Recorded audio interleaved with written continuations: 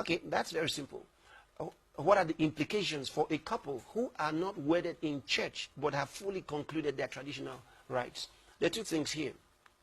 Firstly, if that happened before you came to church, then that's not a problem because nobody knows about that anyway.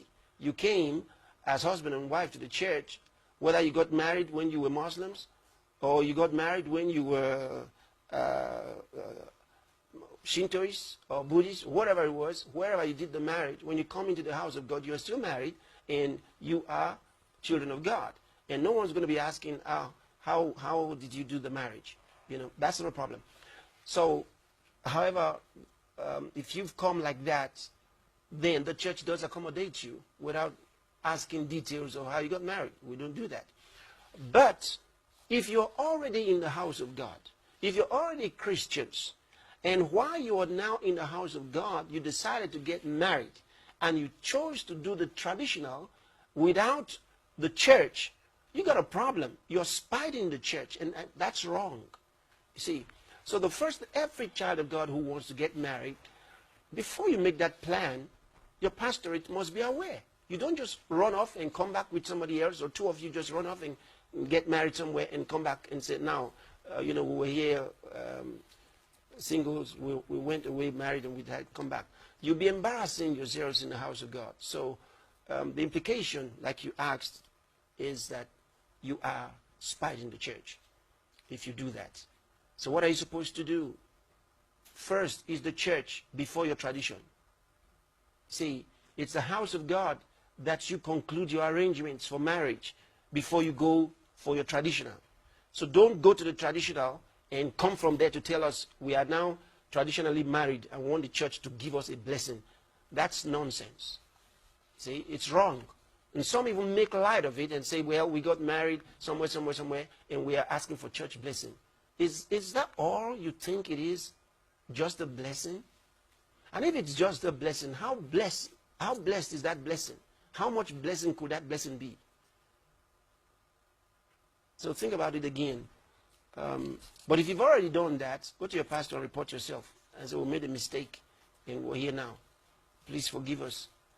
And they will forgive you and tell you what to do. Now, the pastoral ministry is so important. It can never be overemphasized. It's so important. Because, you see, it's in the church that the pastor can let you know how to dedicate your children. You know? Because sometimes if you come to church and you find on certain Sundays babies are being dedicated, you don't even know how come. You don't know how the church got to know that they had children. You know, because maybe you've just been a new member, or you come to church only on Sundays and you just hear the announcements. There's a child dedication. You don't know how they got to know. If you're part of the system, if you are in the relevant structures in the church, you will get to know. So if you're new to the church, the first place is, once first-timers are asked to wait behind or go somewhere to be addressed, go there. That's the first place. You will be addressed on that occasion. Now, once you are addressed as a first-timer, you'll be told to start a foundation class. Now, the foundation class, as the name implies, it's the beginning.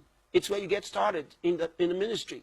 Then they introduce to you the different aspects of the ministry, different things that you're supposed to do, and your role as an individual and as a member. All of this information will be given to you. Then you get to know when people want to get married, who do they talk to? When people have a problem, some challenges at work, who do they talk to? You see, all these things will become clear to you through the pastoral ministry and the structure that is given to you in the house of God. Every Christian must be a member of a church. It is compulsory. It is compulsory. Now, if you have somebody, there are those who say, I'm a member of the body of Christ. You say, where do you go to church? You say, I'm a member of the body of Christ. They are indisciplined. And it's stupidity. They're ignorant of the word. And when you meet such people, tell them to go to church and get humble.